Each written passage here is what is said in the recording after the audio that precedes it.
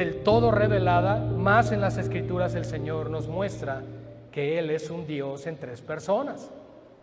Así que jóvenes, niños que traen sus libretas, adultos, vamos a tomar nota porque es un tiempo especial para aprender la doctrina de Dios acerca de la Trinidad, acerca de quién es nuestro Dios, cómo se revela y se manifiesta Él, cómo opera Él en tres personas y cómo esto afecta nuestra vida cristiana y nuestra relación personal con ese Dios.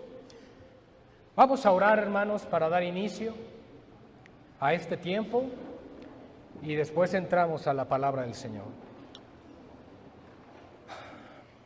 Padre eterno, te damos gloria porque tú eres digno, Señor, de ser exaltado. Y con todo temor y reverencia, Padre, hoy abrimos las Escrituras delante de ti una vez más. Orando, Señor, porque hables tú a los corazones, porque seas tú obrando en nuestras vidas, porque seas tú, Señor, implantando este mensaje en los corazones.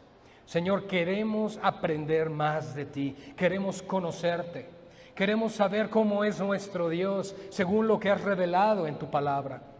No queremos tener un entendimiento vago de quién es Dios, Señor, porque al tener un entendimiento vasto, según la revelación de tu palabra, de quién eres tú, entonces, Señor, realmente te adoraremos, te exaltaremos, nos comprometeremos en tu obra, Señor, porque sabremos a qué Dios adoramos, sabremos a qué Dios servimos, sabremos a qué Dios exaltamos.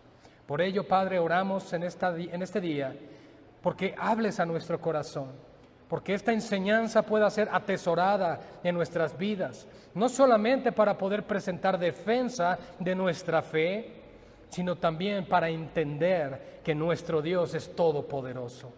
Gracias por tu palabra, Señor. Gracias por este tiempo que nos concedes en ella. Y gracias, Padre, por permitirme hablar de tu palabra. Y ruego en humildad, Señor, me equipes, capacites y me ayudes para dar este mensaje de gran importancia para tu iglesia, para el pueblo de Dios. En el nombre de nuestro Señor Jesucristo oramos. Amén y amén. Amados hermanos, si vamos a entender las cosas de Dios, así como son reveladas en su palabra, tendremos que primeramente entender quién es Dios. Nuestro entendimiento de todo relacionado con la doctrina cristiana depende de nuestro entendimiento de Dios mismo. Si nosotros nos decimos cristianos, debemos entender quién es Cristo, quién es Dios, quién es el Espíritu Santo, cómo estas tres personas son un solo Dios. Si estamos en error con respecto de quién creemos que Dios es, estaremos en error en todas las cosas relacionadas con Dios. Por lo tanto, un estudio correcto de las doctrinas básicas de la fe no solo debe empezar con la Biblia como fundamento de toda doctrina, sino que también debe creer lo que la Biblia revela. El estudio de la Biblia nos debe llevar a creer lo que la Biblia dice, porque yo la puedo estudiar pero no creerla.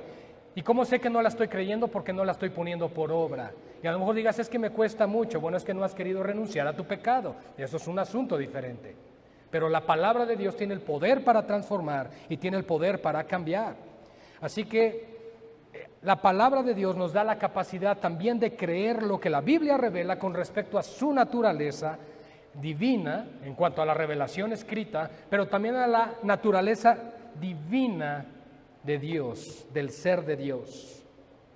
La doctrina de la Trinidad es una doctrina cristiana vital y cualquier negación de ella resulta en una negación del cristianismo histórico bíblico. Nuestra comprensión de la misma obra de la redención y del camino a la salvación, de hecho, está muy relacionado con nuestra forma de pensar acerca de quién es Dios. Si tú piensas, Dios, soy un hombre o una mujer redimido por la sangre de Cristo, Jesús me salvó, yo creo que Él me salvó, entonces tienes que conocer quién es ese Dios. Tienes que tener ese entendimiento. Cualquier desviación de la verdad de Dios siempre resultará en una desviación más grande de la verdad acerca del camino de la salvación. Si yo no sé quién es Dios, ¿cómo voy a conocer su camino? ¿Cómo voy a saber quién es Él? Esto se puede ver especialmente entre los muchos grupos que se desvían de la enseñanza bíblica de la Trinidad. ya que cada uno de ellos en alguna forma u otra niegan que la salvación sea por gracia solamente, por medio de la fe solamente, contrario a la clara enseñanza de las Escrituras. Es decir, si yo no tengo un entendimiento claro de quién es nuestro Dios como una Trinidad, como una triunidad, no vamos a tener, por lo tanto, una doctrina fiel y clara de la salvación. Es decir, si no entiendo quién es Dios, yo podría pensar incluso que mis obras participan en mi salvación. Eso me convertiría en un corredentor.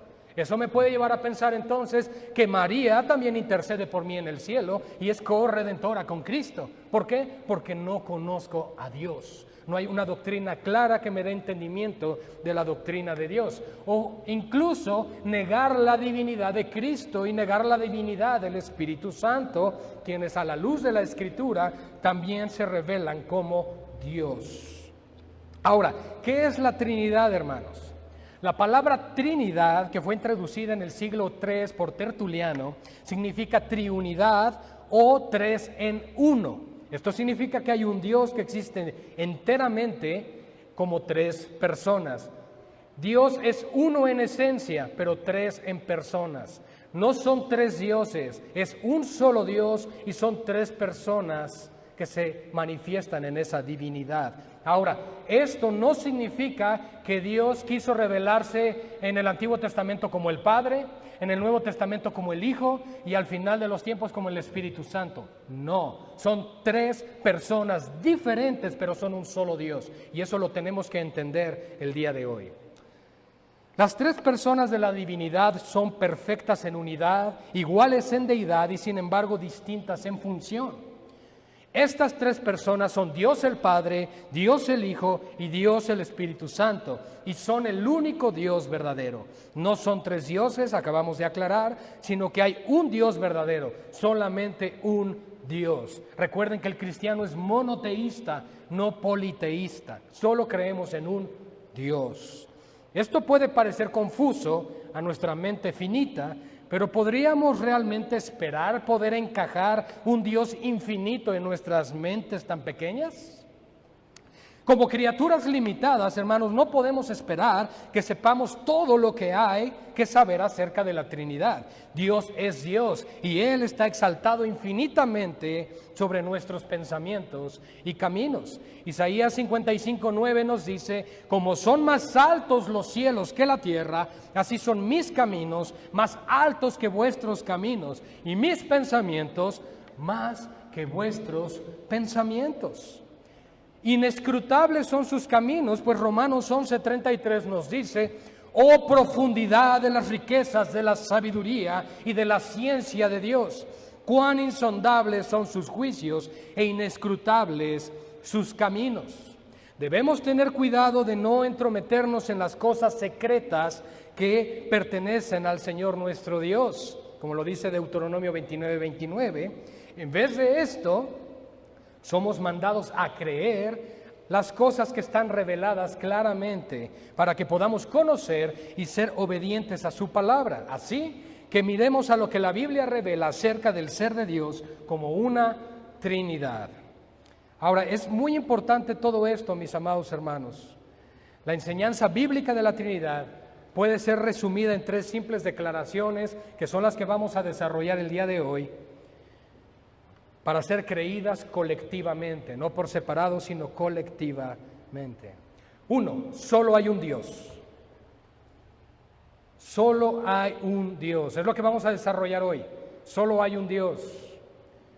Punto 2. Dios en tres personas: el Padre, el Hijo y el Espíritu Santo. Y el punto número 3 es que cada una de estas personas es plenamente Dios. Cada una de estas tres declaraciones deben ser creídas y una negación de cualquiera de ellas resultará en la herejía. Ahora continuaremos el estudio al mirar a cada uno de estos puntos a detalle, mis hermanos, tal como la palabra de Dios lo enseña. Punto 1. Solo hay un Dios. Desde Génesis hasta Apocalipsis, la Biblia nos deja en claro que solamente hay un Dios. Eso lo podemos ver en Deuteronomio capítulo 6, versos 4 y 5, donde nos dice: oye Israel, Jehová nuestro Dios, Jehová uno es. Y amarás a Jehová tu Dios de todo tu corazón y de toda tu alma y con todas tus fuerzas. La revelación de Dios, tenemos que entender esto, hermanos, la revelación de Dios en las Escrituras y al pueblo de Israel y por extensión al final de los tiempos a los gentiles, ha sido una revelación progresiva, aunque desde el principio vamos a ver a la Trinidad en las Escrituras. El adorar a otros dioses es en realidad una horrible ofensa contra el Señor que le provoca a celos. Dios aborrece la idolatría y no compartiría su gloria con nadie más. El primer y segundo mandamiento del Decálogo dejaron claro a Israel que solo podrían adorar al Señor, pues Él dijo en Éxodo 20, versos 2 al 5, yo soy Jehová tu Dios, que te saqué de la tierra de Egipto de casa de servidumbre. No tendrás dioses ajenos delante de mí. No te harás imagen ni ninguna semejanza de lo que esté arriba en el cielo, ni abajo en la tierra, ni en las aguas debajo de la tierra. No te inclinarás a ellas, ni las honrarás, porque yo soy Jehová tu Dios, fuerte, celoso, que visito la maldad de los padres sobre los hijos, hasta la tercera y cuarta generación de los que me aborrecen. El Señor está dejando en claro, por lo tanto, que Él es el único Dios y que no hay otros dioses aparte de Él. Y se repite 4 veces en los siguientes 2 versículos, dejando aún más claro que no hay nadie más que Él. Miremos lo que nos dice Isaías 45, versículos 5 al 6, mis hermanos. Isaías 45, 5 al 6. Yo soy Jehová y ninguno más hay. No hay Dios fuera de mí. Yo te ceñiré, aunque tú no me conociste, para que se sepa desde el nacimiento del sol y hasta donde se pone que no hay más que yo Jehová y ninguno más que yo. El mismo tema del único Dios verdadero corre por todo el Antiguo Testamento y hasta el Nuevo Testamento, que también declara repetidamente la misma verdad. Y vamos a ver algunos ejemplos. Romanos 3, 29 al 30. Romanos 3, 29 al 30. Hoy vas a leer más Biblia de la que leíste en la semana. ¿Es Dios solamente Dios de los judíos? ¿No es también Dios de los gentiles? Ciertamente también de los gentiles, porque Dios es uno y Él justificará por la fe de la circuncisión y por medio de la fe a los de la incircuncisión. El punto a resaltar aquí es que Dios es uno. 1 Corintios 8:4. Por tanto, en cuanto a comer de lo sacrificado a los ídolos, escuchen lo que dice, sabemos que un ídolo no es nada, es decir, no tiene verdadera existencia en el mundo, y que no hay sino un solo Dios. Gálatas 3:20. Ahora bien, un mediador no representa a uno solo, pero Dios es uno. Y 1 Timoteo 2:5, mis hermanos, dice, porque hay un solo Dios y un solo mediador entre Dios y los hombres, Jesucristo o Cristo Jesús, hombre, Jesús como el Hijo del Hombre, que hemos explicado, creo que bastante acerca de la unión hipostática de Cristo, su unión de la unidad divina con la unidad humana, 100% hombre y 100% Dios. Muchos más ejemplos podemos encontrar, hermanos, en el Nuevo Testamento, que la Biblia nos está enseñando que hay un solo Dios, quien es digno de nuestra adoración, nuestra obediencia, nuestro amor, nuestra fe y nuestro servicio. Si tú conoces a Dios, le vas a querer servir, porque Él vino a servir a nosotros. Punto 2, Dios es 3 personas. El único Dios verdadero existe eternamente como 3 personas, el Padre, el Hijo y el Espíritu Santo. Aunque es verdad que Dios se reveló progresivamente, como lo habíamos dicho, a lo largo de la historia, mientras la palabra de Dios estaba siendo escrita, hasta dar la revelación completa de sí mismo en el Nuevo Testamento, debemos encontrar nosotros o encontramos evidencias de las 3 personas en el Antiguo Testamento. Génesis 1:26. Entonces dijo Dios, hagamos al hombre a nuestra imagen, conforme a nuestra semejanza. Ya sabemos el resto del texto, ahí está. Ahora, el hagamos y nuestra, aquí no puede referirse a los ángeles, ya que los ángeles no ayudaron a Dios a crear nada. Y el hombre no fue creado a imagen de los ángeles, ¿verdad? El hombre fue creado a imagen de Dios. Génesis 1:27 nos dice, y creó Dios al hombre, a su imagen, a imagen de Dios lo creó. Varón y hembra los creó. Por lo tanto, hay un fuerte argumento aquí para la pluralidad de la naturaleza de Dios. Más de una persona estaba hablando aquí. Esto es la Trinidad tomando consejo consigo misma. Este punto de vista también está respaldado por la palabra de Dios en este versículo de Génesis, que en el hebreo quiere decir Elohim, el Señor, dijo Dios. Es una palabra que es plural en el idioma hebreo. Todas las tres personas de la Trinidad, por lo tanto, estaban involucradas en la obra de la creación, pero voy a hablar de eso un poco más adelante. Hay muchas pistas, mis hermanos, lectores y estudiantes de la Biblia, en el Antiguo Testamento, que señalan más de una persona de la divinidad. La deidad de Cristo y del Espíritu Santo también pueden ser demostradas incluso usando el Antiguo Testamento. Pero guardaremos esto para nuestro siguiente punto. Sin embargo, la revelación más plena de la Trinidad se encuentra de las páginas, por supuesto, del Nuevo Testamento. Pero esto no viene como una sorpresa, porque Dios nos dio la más plena revelación de sí mismo a través de ¿qué? Del Evangelio de nuestro Señor Jesucristo. Leemos muchos versículos en el Nuevo Testamento que claramente describen a la Trinidad. Pensemos en el ministerio de nuestro Señor Jesucristo, cuando Él inició. Mateo 3, 16 al 17. Mateo 3, 16 al 17. Amados hermanos, esta es una doctrina fundamental, es un pilar de tu fe cristiana. Por favor, pongamos toda la atención. Y Jesús, después que fue bautizado, subió luego del agua. He aquí los cielos fueron abiertos, y vio al Espíritu de Dios que descendía como paloma y venía sobre él. Y hubo una voz de los cielos que decía: Este es mi Hijo amado, en quien tengo complacencia. Amados, aquí el Señor Jesús, el Hijo de Dios, fue bautizado en el Jordán. Después que sube del agua, el Espíritu de Dios desciende sobre él y el Padre habla desde el cielo. Esta es una referencia clara a todas las tres personas de la Trinidad, estando involucradas mientras que Jesús comenzaba su ministerio terrenal. También vemos a Jesús enseñar la doctrina de la Trinidad. Vamos a Mateo 28, versos 18 al 20. ¿Cuándo habló de esto? Cuando dio la instrucción a la iglesia de la gran comisión. Mateo 28, 18 al 20. Y Jesús se acercó y les habló diciendo: Toda potestad me es dada en el cielo y en la tierra. A ver, Dios no comparte su gloria. No hay un Dios fuera de Él. No hay otro, no existe. Sin embargo, Jesús tiene toda potestad en el cielo y en la tierra. ¿Quién es el único con esa facultad? Dios. Por tanto, dice: id. Escucha esto, iglesia. El evangelismo que tú y yo hacemos no solamente es por obedecer al Señor, sino es en cumplimiento a la gran comisión que con toda potestad nuestro Dios nos manda.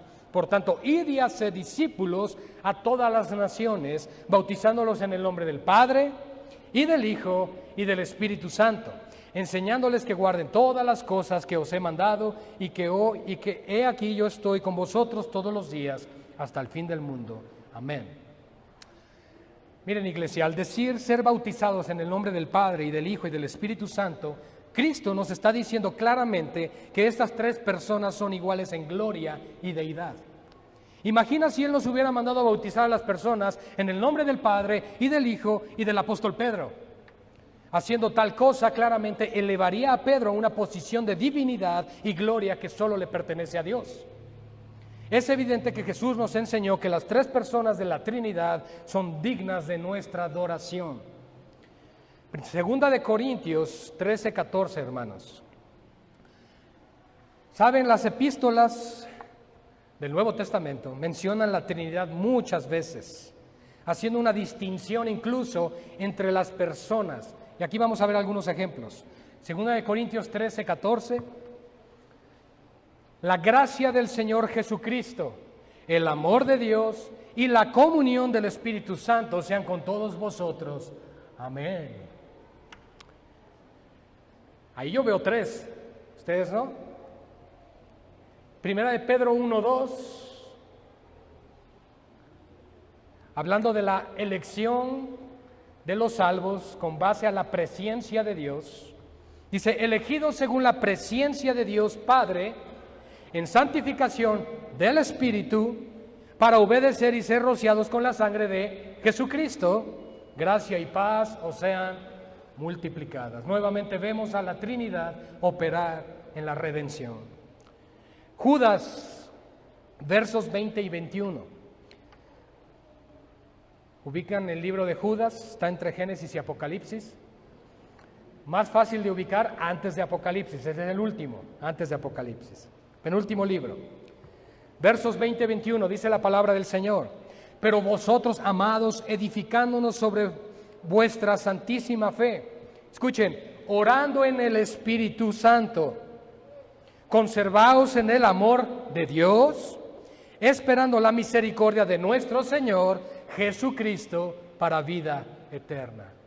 Creo que es clara y evidente la enseñanza de la Trinidad en el Nuevo Testamento. Hay muchos otros pasajes, no los vamos a leer, mis hermanos, de la Escritura que demuestran una clara distinción entre los miembros de la divinidad. Por ejemplo, hay muchos que enseñan que el Padre es una persona distinta al Hijo. Les voy a dar 2 nada más para que los anoten.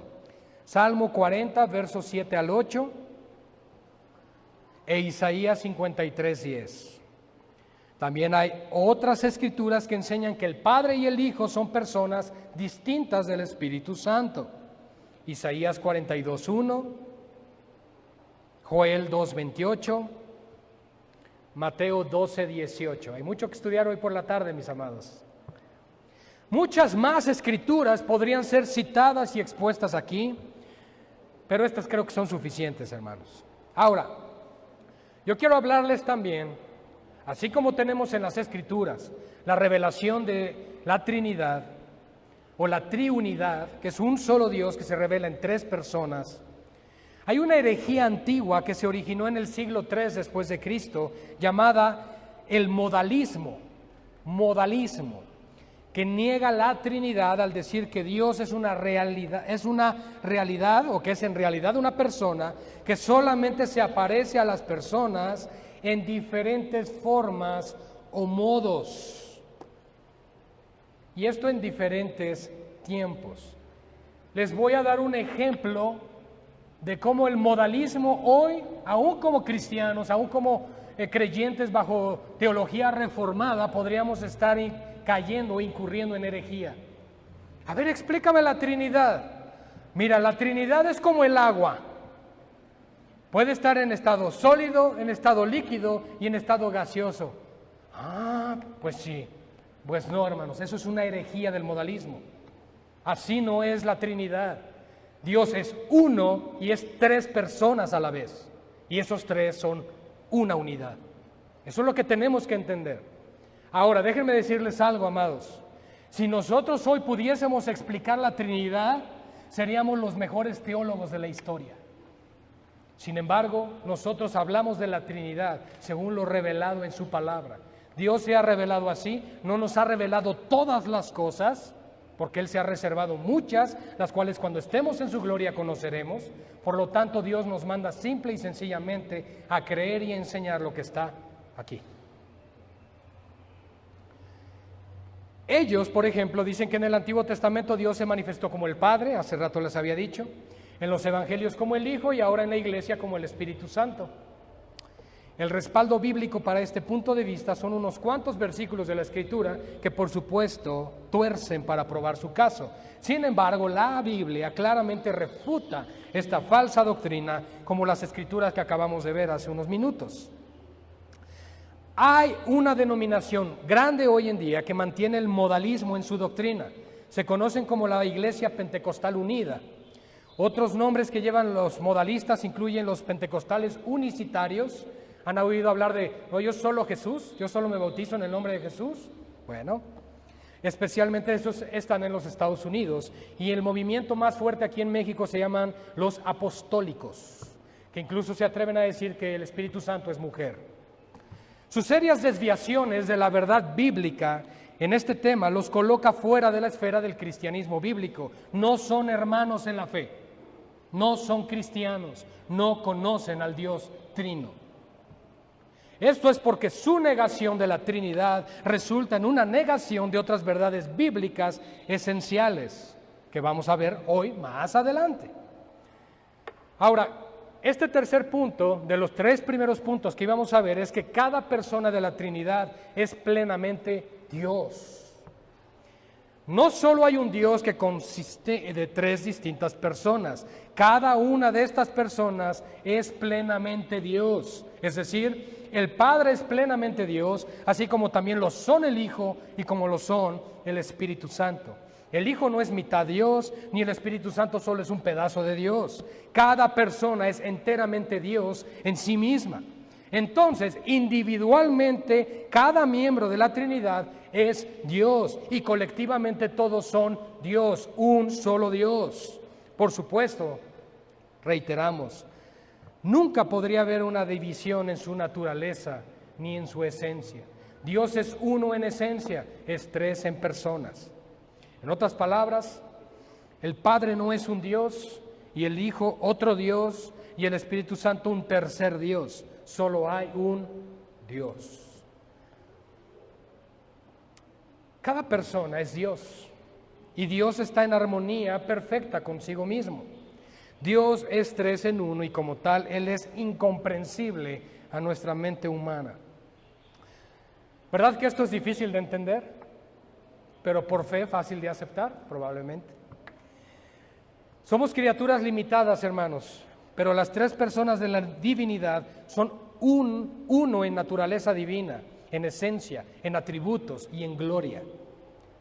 No hay un ser creado al cual podamos comparar con el gran creador. Y todas las analogías que intentemos de usar para ilustrar la Trinidad de Dios van a fallar miserablemente, porque no lo podemos comprender, no lo podemos entender. Se puede discernir, se puede entender según lo revelado, pero no en su plenitud. Tenemos que admitir que aunque no podemos encajar este Dios glorioso en nuestras pequeñas mentes, debemos aceptar lo que su palabra enseña por fe. Para nosotros, que lo amamos y creemos verdaderamente, pasaremos toda una eternidad recibiendo una revelación más y más grande de quién es Él. Y aún así quiero decirles, amados hermanos, y me atrevo a asegurar que aún en la eternidad no alcanzaremos a entender quién es Él en su totalidad. ¿Por qué? Porque Él es Dios y nosotros no. En vez de esto, mis hermanos, no es nuestro trabajo, más bien es nuestro trabajo el trazar correctamente la enseñanza bíblica, pero no es nuestro trabajo el querer analizar o tratar de analizar a Dios y descifrarlo lógicamente. Ten mucho cuidado con eso. Así es como muchos se han desviado de la fe y han caído a profundidades de la herejía teológica. En vez de esto debe ser nuestra obligación ser asombrados y maravillados de Él, iglesia, y glorificarle por quien es Él. Él es mucho más glorioso, poderoso e incomprensible de lo que jamás podamos imaginar. Él es Dios. Vamos a continuar demostrando la deidad de cada miembro aquí. Ahora, la deidad del Padre, mis hermanos. Génesis 1:1. El mero principio de la Biblia comienza por mencionar el Padre. En el principio, Dios creó los cielos y la tierra. Y a través de toda la Biblia, el Padre es visto como un Dios soberano sobre todas las cosas, sobre toda su creación. Él rige y reina sobre todo el universo. Esto también se puede ver en todas las declaraciones que Jesús, su Hijo, dio acerca de estar sometido a la voluntad de su Padre, especialmente después de la resurrección, cuando Jesús mismo llamó al Padre Dios, Juan 20:17. Jesús le dijo a María: no me toques, porque aún no he subido a mi Padre, mas ve a mis hermanos y diles: subo a mi Padre y a vuestro Padre, y a mi Dios y a vuestro Dios. Las epístolas, Efesios 4:6, continúan con la misma verdad. Por ejemplo, Pablo nos dice aquí: un Dios y Padre de todos, el cual es sobre todos y por todos y en todos. También se puede ver la deidad del Padre a través del Nuevo Testamento, cuando al decir Dios se refiere al Padre. Hay innumerables escrituras que enseñan la deidad del Padre. Ahora vamos a ver la deidad del Hijo. Jesucristo también es plenamente Dios. Esto es demostrado muy claramente, incluso en el Antiguo Testamento, aproximadamente 700 años antes de que Jesús caminara sobre la tierra. El profeta Isaías dijo lo siguiente en el capítulo 9, verso 6 de su libro: porque un niño nos es nacido. ¿Recuerdan ese verso? Porque un niño nos es nacido, hijo nos es dado, y el principado sobre su hombro, y se llamará su nombre Admirable, Consejero, Dios fuerte, Padre eterno, Príncipe de paz. Note que dice: un niño es nacido, que es también Dios fuerte.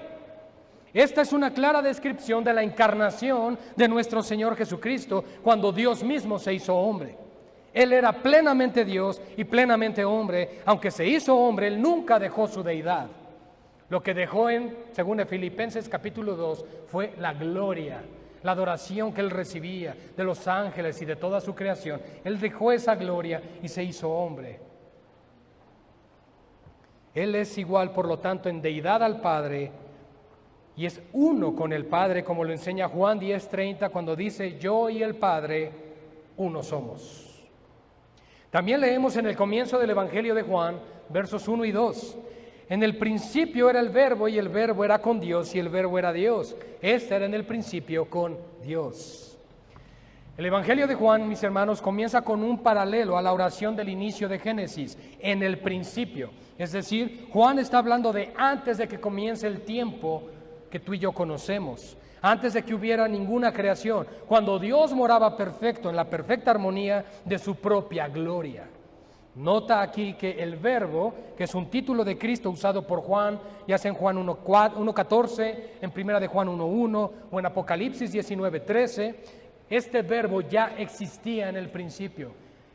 Él era con Dios. Es un verbo que está en pasado, que es un pretérito imperfecto, y nos está diciendo que Él era, que en el futuro sería Él será, o sea, continuará siendo el mismo, porque Jesucristo es el mismo ayer y hoy y por los siglos. Es decir, Él era igual en deidad con el Padre. Esto es demostrado claramente por otras declaraciones que Cristo nos dice de Él al decir que es igual al Padre. Por ejemplo, Juan 5:17 al 18 dice así: y Jesús les respondió: mi Padre hasta ahora trabaja y yo trabajo. Por esto los judíos aún más procuraban matarle, porque no solo quebrantaba el día de reposo, sino que también decía que Dios era su propio Padre, haciéndose igual a Dios. Y en el 14:19, igual de Juan, dice así: Jesús le dijo: ¿tanto tiempo hace que estoy con vosotros y no me has conocido, Felipe? El que me ha visto a mí, ha visto al Padre. ¿Cómo pues dices tú, muéstranos al Padre? Y es importante este texto porque dice: al Padre o a Dios nadie le ha visto. ¿Han leído eso en la Biblia? Donde dice: a Dios nunca nadie le ha visto, sino que el unigénito Hijo de Dios le ha dado a conocer.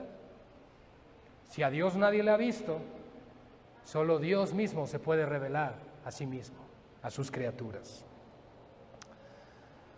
Juan 8:58 dice: Jesús les dijo: de cierto os digo, escuchen esta declaración, antes que Abraham fuese, yo soy. ¡Wow! Él se pronunció como el yo soy. Esto estaba identificándose a sí mismo como el yo soy que habló a Moisés en la zarza ardiente. Éxodo 3:14 le dice: y respondió Dios a Moisés, yo soy el que soy. Y dijo: así dirás a los hijos de Israel, yo soy, me envió a vosotros. Y Jesús en Juan 8:58 dice: yo soy. Oh. Wow. A mí esto me impacta, me impresiona, me maravilla ver quién es nuestro Dios. Él también declaró que existía antes de Abraham. Creo que las cuentas no nos saldrían si tratamos de identificar las épocas en las que vivieron cada uno de ellos, Abraham y Cristo. Hay 4,000 años de diferencia entre ellos, siendo Cristo posterior en su encarnación. Pero Él está diciendo: yo era antes que Abraham. Eso que nos habla la doctrina de la preexistencia de Dios, de Cristo. Es una declaración audaz de Jesús al decir que Él sea Dios. Los judíos incrédulos no tenían problema entendiendo lo que quería decir, porque al siguiente versículo, en Juan 8:59, registra que tomaban piedras para apedrearlos por blasfemar. ¿Ven? También hay muchas otras escrituras que poderosamente demuestran la deidad de Cristo, donde es llamado Dios, o en el hebreo Yahweh, o Jehová para el latín actual, el que manejamos actualmente. Tenemos Salmos 45, 6 al 7. Tu trono, oh Dios, es eterno y para siempre, cetro de justicia es el cetro de tu reino. Has amado la justicia y aborrecido la maldad, por tanto te ungió Dios, el Dios tuyo, con óleo de alegría más que a tus compañeros. Pero el verso 6 dice: tu trono, oh Dios. Y después dice que Dios ungió a Dios. ¿Se dan cuenta? Isaías 7:14. Por tanto el Señor mismo os dará señal, aquí la Virgen concebirá y dará a luz un hijo y llamará su nombre Emmanuel, Dios con nosotros. Jeremías 23, 5 al 6. He aquí que vienen días, dice Jehová, en que levantaré a David renuevo justo y reinará como rey, el cual será dichoso y hará juicio y justicia en la tierra. En sus días será salvo Judá e Israel habitará confiado, y este será su nombre con el cual le llamarán Jehová. Wow, Yahweh, Adonai, Elohim. Bien, como el Hijo de Dios. ¿Quieren otros más? 1 Timoteo 3:16, Romanos 9:5, Hechos 20:28, 1 de Juan 5:20, donde nos dice que el Hijo de Dios ha aparecido para darnos entendimiento, para saber que estamos en el verdadero Dios y la vida eterna, Cristo. Como el Hijo de Dios, Jesucristo, existía eternamente, nunca fue creado. Hay una herejía antigua que se llama el arrianismo. Memoricen, escriban. De Arriano, por supuesto, es el fundador, el promotor de esta herejía. Esta fue condenada por el Concilio de Nicea en el año 325 después de Cristo. Si asististe los miércoles a los estudios de la historia de la Iglesia, vas a saber lo que es el Concilio de Nicea, el Concilio de Trento, el Concilio Vaticano I y II, etcétera, etcétera. Pero si no, vas a salir igual. Hay que estudiar, tenemos que aprender más de la historia. Bien, este Concilio de Nicea, en el año 325 después de Cristo, enseña que el Hijo de Dios fue creado por el Padre. Perdón, no el concilio, el arrianismo. Enseña que el Hijo de Dios fue creado por el Padre en un cierto punto de la historia y que el Hijo de Dios fue la primera creación de Dios. Esta herejía enseña que en algún tiempo el Hijo de Dios no existía y por supuesto tampoco existía el Espíritu Santo. Por lo tanto, esto enseña que Jesús no es igual al Padre, sino que solo es la más grande de las criaturas hechas por Dios. Enseña que Jesús era como el Padre, pero que no era de la misma naturaleza que el Padre. Aunque esta herejía fue condenada hace mucho tiempo atrás por la Iglesia, la verdadera Iglesia de Cristo, todavía existe hoy en día esta herejía. Entre los defensores actuales de esta herejía están los testigos de Jehová o ruselistas, que enseñan que Jesús fue creado y su nombre es el Arcángel Miguel. Sin embargo, todas las escrituras de arriba que les di nos dicen que Jesús es Dios y es declarado así por la palabra claramente, la cual refutan este punto de vista del arrianismo. Dios no puede ser creado porque Él es creador y como tal es eterno. Adicionalmente, una lectura honesta, escuchen, una lectura honesta de los capítulos 1 y 2 del libro de Hebreos en sus Biblias, rápidamente les va a demostrar que Jesús no puede ser un ángel, ni siquiera un arcángel, porque el propósito del autor de los Hebreos es exaltar a Cristo por encima de los ángeles y por sobre todas las cosas. Hebreos también dice que el Hijo de Dios no tuvo principio de días, cuando hace una referencia en Hebreos 7 de su sacerdocio según el orden de Melquisedec. Hebreos, por lo tanto, lo dice así en Hebreos 7:3, dice, sin padre, sin madre, sin genealogía, es decir, no tiene ni ascendencia ni descendencia, que ni tiene principio de días ni fin de vida, sino hecho semejante al Hijo de Dios, permanece sacerdote para siempre. Entonces Jesús es Dios, el Padre es Dios. Y ahora vamos a ver la deidad del Espíritu Santo. No he llegado ni a la mitad de mi bosquejo, pido paciencia. El Espíritu Santo también es plenamente Dios, mis hermanos. Leemos en el libro de Hechos que el apóstol Pedro, en Hechos 5, 1 al 5, llama al Espíritu Santo Dios. Dice así la Escritura. Pero cierto hombre llamado Ananías, con Safira su mujer, vendió una heredad y sustrajo el precio. Sabiéndolo también su mujer, y trayendo solo una parte, le puso a los pies de los apóstoles, y dijo Pedro, Ananías, ¿por qué llenó Satanás tu corazón para que mintieses a quién? Al Espíritu Santo, y sustrajeses del precio de la heredad, reteniéndola no se te quedaba a ti, y vendida no estaba en tu poder. ¿Por qué pusiste esto en tu corazón? No has mentido a los hombres, sino a Dios. Al oír a Ananías estas palabras, cayó y se murió. Así que no prometas algo que no cumplas. Nota, como Pedro primero dice que Ananías, ¿cómo es posible que primero Pedro diga que Ananías miente al Espíritu Santo y luego dice que no has mentido a los hombres, sino a Dios? Pedro claramente está asociando al Espíritu Santo con Dios mismo. El Señor Jesús también exaltó al Espíritu Santo, Mateo 12, 31 al 32, lo exaltó al lugar de la deidad en su reprensión a los fariseos por blasfemar contra el Espíritu Santo. Mateo 12, 31 al 32. Por tanto, os digo, todo pecado y blasfemia será perdonado a los hombres, mas la blasfemia contra el Espíritu Santo no le será perdonada. A cualquiera que dijere alguna palabra contra el Hijo del Hombre le será perdonado, pero al que hable contra el Espíritu Santo no le será perdonado ni en este siglo ni en el venidero. Hermanos, aquí Jesús está asociando al Espíritu Santo con Dios. Al decir que es posible, escuchen, blasfemar contra el Espíritu Santo, un pecado que no tiene perdón. Jesús también asoció al Espíritu de Dios en Lucas 11:20. Dice, mas si por el dedo de Dios echo yo fuera a los demonios, ciertamente el reino de Dios ha llegado a vosotros. Pero en Mateo 12:28, el texto paralelo, dice así, pero si yo por el Espíritu de Dios, no por el dedo, sino por el Espíritu de Dios, echo fuera a los demonios, ciertamente ha llegado a vosotros el reino de Dios. Por lo tanto, el apóstol Pablo también en 2 de Corintios 3, 15 al 17, también llama al Espíritu Santo Señor. Dice así la Escritura, y aún hasta el día de hoy, cuando se lee a Moisés, el velo está puesto sobre el corazón de ellos.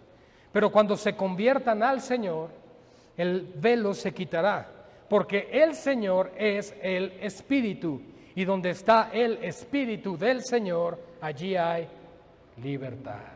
¿Cuántas veces lo hemos dicho y quizá no lo habíamos entendido así? La verdad de que el Espíritu Santo es Dios también está demostrada en que la Biblia dice acerca de la regeneración o el nuevo nacimiento en Juan 3:6 lo siguiente, dice que los nacidos de nuevo son nacidos del Espíritu. Dice, lo que es nacido de la carne, carne es, y lo que es nacido del Espíritu, Espíritu es.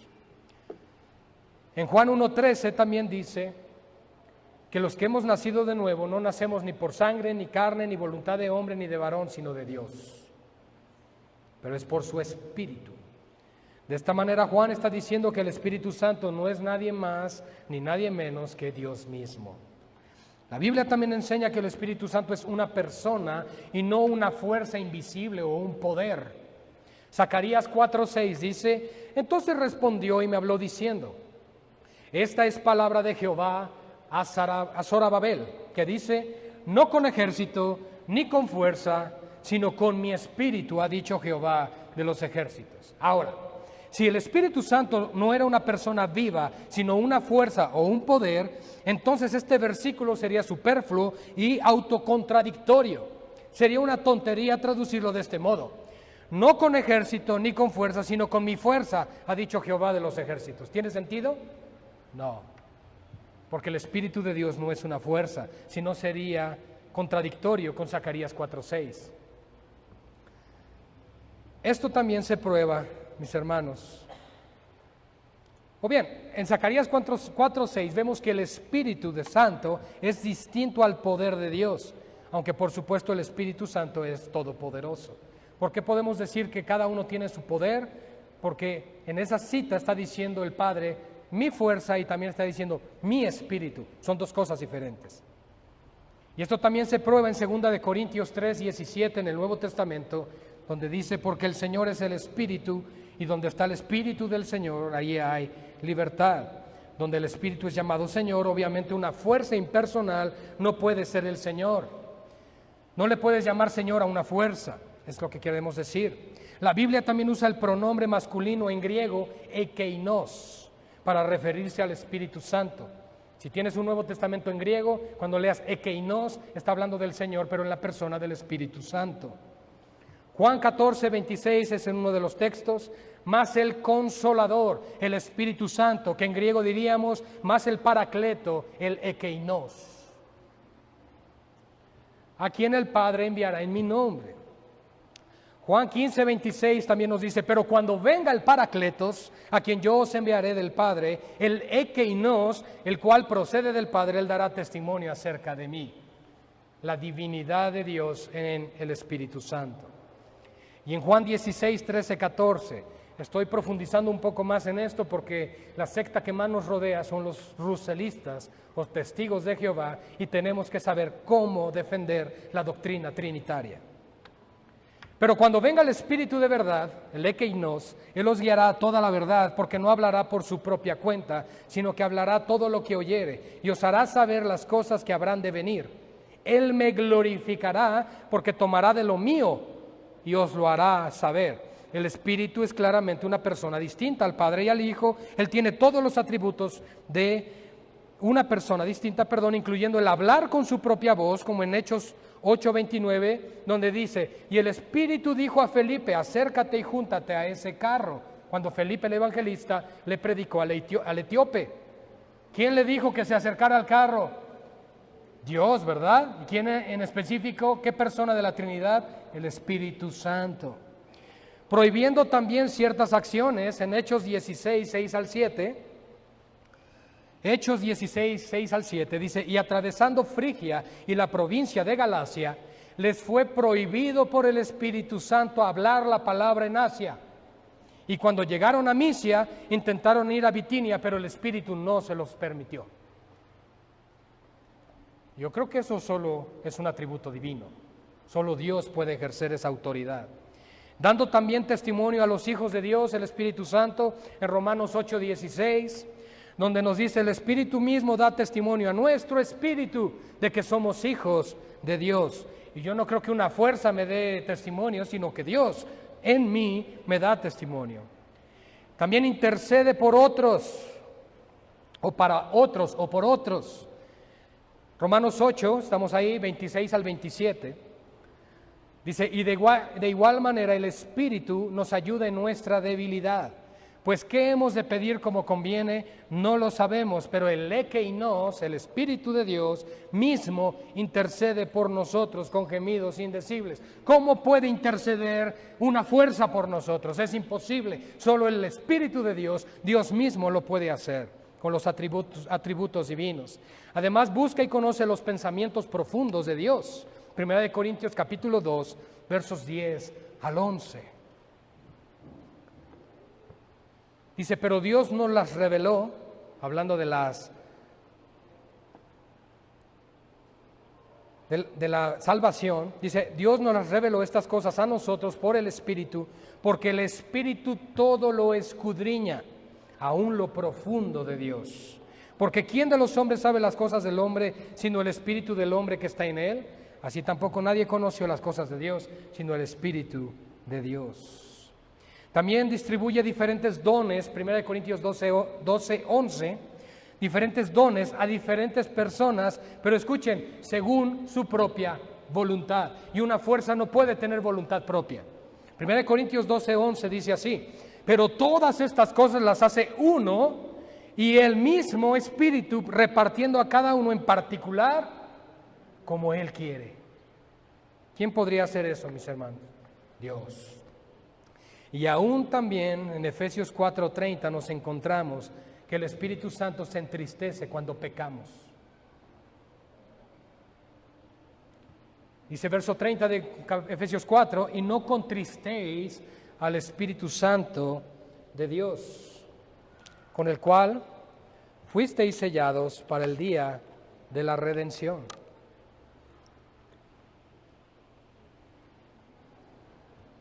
E incluso, aquí hay algo todavía tremendo. Hebreos 10:29, concluyo aquí, con el Espíritu Santo. Hebreos 10:29, el Espíritu Santo puede ser insultado.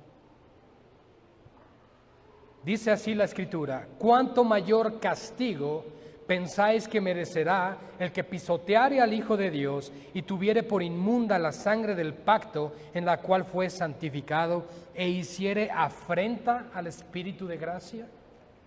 Wow. Y esto nos lleva entonces a los papeles compartidos de la Trinidad. Antes de continuar, si ustedes han tenido la oportunidad de leer Nehemías capítulo 9, van a encontrarse que el pueblo se agolpó para poder escuchar la palabra por boca de Esdras. La ley se proclamó y se predicó desde la mañana hasta la noche. Así que no se desesperen. Y lo hacían con gozo, lo hacían con alegría. Si de repente sientes, te paras tantito y te puedes sentar, ¿ok? No pasa nada. Cierren las puertas, por favor. Los papeles compartidos de la Trinidad es que honestamente no he llegado ni a la mitad del bosquejo. Ninguna persona de la Trinidad opera independientemente de la exclusión de los otros. El Señor es uno. No dice, ay, hijo, ¿por qué hiciste eso? Ay, es que el Espíritu Santo... No, ellos operan en unidad. La Trinidad estaba obrando en la creación de todas las cosas. Ya el verso de Génesis 1:1-3. Estamos viendo ahora la interacción entre ellos tres. Ya definimos claramente la divinidad de cada uno de ellos. Ya definimos qué es la Trinidad o la triunidad, que es un Dios que se manifiesta en tres personas diferentes. Y ahora vamos a entender la Trinidad que obraba junta en la creación. Dice así Génesis 1:1-3, en el principio creó Dios los cielos y la tierra estaba desordenada y vacía, y las tinieblas estaban sobre la faz del abismo, y el Espíritu de Dios se movía sobre la faz de las aguas, y dijo Dios, sea la luz, y fue la luz. En estos versículos Dios se refiere al Padre, el Espíritu de Dios se refiere obviamente al Espíritu Santo, luego dice, y dijo Dios, demostrando que la obra de la creación fue llevada a cabo por medio de la palabra. Jesucristo en Juan 1:1-3 es revelado como el verbo, el logos de Dios, la acción de Dios. Así que cuando Dios habló, el verbo de Dios es Cristo obrando en la creación. El Padre habla, el Hijo ejecuta, y el Espíritu implanta. La Trinidad también estaba obrando para cumplir la redención. Esto nos conviene a nosotros saberlo como creyentes. Si tienes preguntas como, ¿puedo orar al Espíritu Santo? ¿Puedo adorar al Espíritu Santo? ¿Puedo orar a Cristo y adorar a Cristo? ¿Puedo orar al Padre y puedo adorar al Padre? La respuesta es sí. A los tres podemos hacerlo, mas Él establece un rumbo específico, que todo se haga a través del Espíritu, lo haga el Espíritu Santo intercediendo por nosotros, a través de Cristo para la gloria del Padre. Pero a los tres puedes orar, a los tres te puedes dirigir, no pasa nada, no es blasfemo ni hereje. La Trinidad también, mis hermanos, estaba obrando para cumplir la redención. Juan capítulo 3, versos 16 al 17. Nos dice así: porque de tal manera amó Dios al mundo que ha dado a su Hijo unigénito, para que todo aquel que en él cree no se pierda, mas tenga vida eterna, porque no envió Dios a su Hijo para condenar al mundo, sino para que el mundo sea salvo por medio de él. Y el Hijo descendió y dio su vida para salvar a los pecadores. Romanos 5:8 dice: mas Dios muestra su amor para con nosotros, en que siendo aún pecadores, Cristo murió por nosotros. Y el Espíritu Santo entonces convence, llama y regenera a esos pecadores. Juan 3:6 al 8 dice así: lo que es nacido de la carne, carne es; lo que es nacido del Espíritu, Espíritu es. No te maravilles de que te dije, os es necesario nacer de nuevo. El viento sopla de donde quiere. ¿Qué creen que significa ese viento? Ekeinos. Y oyes su sonido, mas no sabes ni de dónde viene ni a dónde va. Así es todo aquel que es nacido del Espíritu. En Juan 6:33 dice: porque el pan de Dios es aquel que descendió del cielo y da vida al mundo. Y en Romanos 8:29 al 30 dice así: porque a los que antes conoció, también los predestinó, para que fuesen hechos conformes a la imagen de su Hijo, para que Él sea el primogénito entre muchos hermanos. Y a los que predestinó, a estos también llamó, y a los que llamó, a estos también justificó, y a los que justificó, a estos también. Okay. ¿Saben? La Trinidad, mis hermanos, opera así: el Padre es aquel que los conoció de antemano y los predestinó para ser conformados a la imagen de Cristo. Y el Espíritu es aquel que los llama con un llamamiento eficaz. Y el Hijo es aquel que derramó su sangre y resucitó para que puedan ser justificados y glorificados. Así que la salvación depende de Dios y a su vez de las tres personas que son Dios. Mira el gráfico de abajo, te los voy a poner aquí. Están espantados porque no lo tienen. Les voy a dar, miren, les voy a dar rápido, porque son muchas. Citas donde el Padre es llamado Dios. Gálatas 1:1 y verso 3. El Hijo es llamado Dios en Juan 1:1 y el Espíritu Santo es llamado Dios en Hechos 5:3 al 4. El Padre es llamado Creador en Isaías 64:8, el Hijo en Juan 1:3 y el Espíritu Santo en Job 33:4. Eterno en naturaleza. El Padre es llamado así en Salmo 93:2. El Hijo en Miqueas 5:2 y el Espíritu Santo en Hebreos 9:14.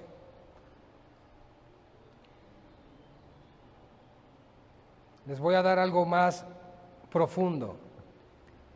Omnisciente. El Padre en Salmos 139, versos 1 al 4. El Hijo en Juan 2:25. Y el Espíritu Santo en 1 Corintios 2, 10 al 11. Atributo que no es comunicable de Dios, otro más, omnipresente. Cuando nos referimos a atributos no comunicables es que nosotros no podemos participar de ellos, como por ejemplo el amor, misericordia, perdón, compasión, que sí son atributos comunicables de Dios. Omnipresente, el Padre en Jeremías 23, 23 al 24, el Hijo en Mateo 28, 20 y el Espíritu Santo en el Salmo 139, versos 7 al 10. Vamos a dejarlo ahí. La Trinidad siempre obra junta con sí misma en una perfecta unidad y armonía en cualquier cosa que Él desea cumplir, y aunque ningún miembro jamás actúa independiente de los otros, y aunque Dios es un ser, es decir, uno en esencia, naturaleza y gloria, no son tres dioses, sino un solo Dios. La Biblia también enseña que hay una distinción de papeles en la persona de la Trinidad. Cada miembro no tiene la misma función que los otros. En este punto debemos recordar que el Padre, el Hijo y el Espíritu Santo son iguales en deidad, atributos y gloria, y que la diferencia en orden de funciones de ninguna manera quita la naturaleza esencial de ese miembro o de ningún miembro de la Trinidad. En otras palabras, el hecho de que el Hijo tiene una diferente función o papel que el Padre en la manera en que se relaciona con el Padre y con la creación, no significa que el Hijo es menor que el Padre en su divina esencia. Lo mismo se aplica al Espíritu Santo, que no es de ninguna manera menor en divina esencia al Padre y al Hijo. Lo que la Biblia nos enseña acerca de los diferentes papeles de las personas de la Trinidad con relación a sí mismas y a la creación, en ninguna forma disminuye su naturaleza esencial. Bien, ya hemos demostrado cómo la Trinidad estaba involucrada en la obra de la redención con una perfecta unidad para llevar a cabo el plan de Dios de la salvación de los hombres. Pero aunque las tres personas de Dios obraban juntas como Dios en un solo ser, en la obra de la redención, cada uno también tenía su función. Vamos a ver los papeles, o bajo el título de los papeles compartidos de la Trinidad, en Hebreos 9:14. Dice así: cuánto más la sangre de Cristo, el cual mediante el Espíritu eterno se ofreció a sí mismo sin mancha a Dios, limpiará vuestras conciencias de obras muertas para que sirváis al Dios vivo. En este versículo vemos la actividad de las tres personas de la Trinidad en la redención, en un solo versículo. Primero menciona la sangre de Cristo, que fue derramada para hacer expiación de los pecadores. Segundo, declara que Cristo se ofreció a sí mismo como el perfecto sacrificio de Dios a través del Espíritu Santo, llamando al Espíritu Santo eterno y por lo tanto declarando que no tuvo principio ni fin porque es Dios mismo. Y tercero, dice que Cristo se ofreció a sí mismo, a Dios el Padre, cuando murió en la cruz. Entonces vemos que cada persona de la Trinidad tenía un diferente papel y un diferente rol en la redención. El Hijo derramaría su sangre como una ofrenda propiciatoria.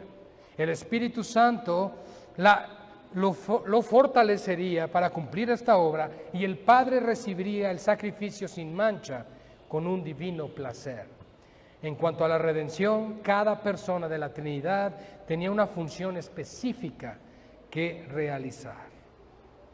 Ahora, mis hermanos, voy a concluir, porque debemos conocer nuestros límites o nuestras limitaciones para entender la Trinidad. Ya hemos establecido que cada persona de la Trinidad son iguales y eternos, compartiendo la misma gloria, esencia, adoración, y que son dignos de ser exaltados.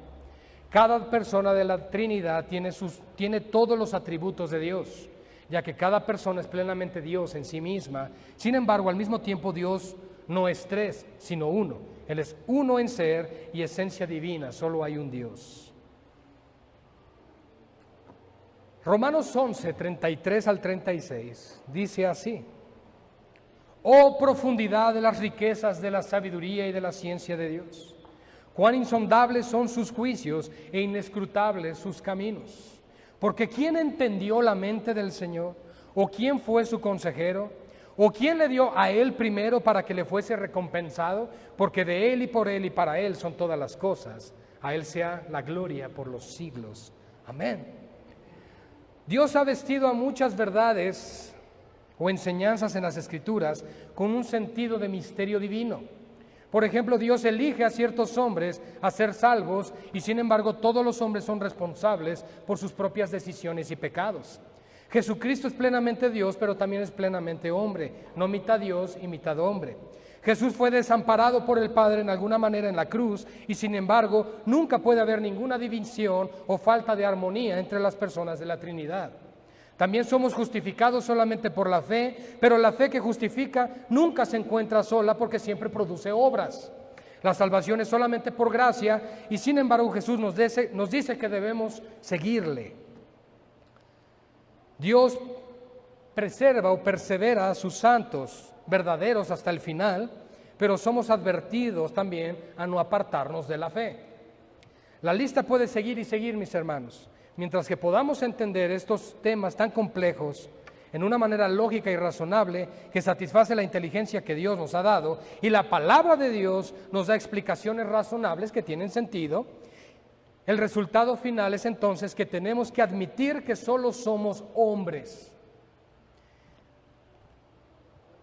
y que los caminos de Dios son demasiado altos y sublimes para que nuestras pequeñas mentes lo puedan entender. Nuestro deber es obedecer lo que es claro en la palabra y amar al Señor con todo nuestro corazón y confiar en Él con la sencilla fe que tendría un niño. Mis amados hermanos, recuerden, solo hay un Dios que existe enteramente en tres personas: el Padre, el Hijo y el Espíritu Santo. Y cada una de estas personas es plenamente Dios.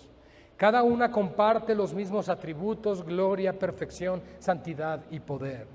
Tiene tres diferentes papeles o funciones, pero son un mismo ser, porque no hay tres dioses, sino solo hay un Dios.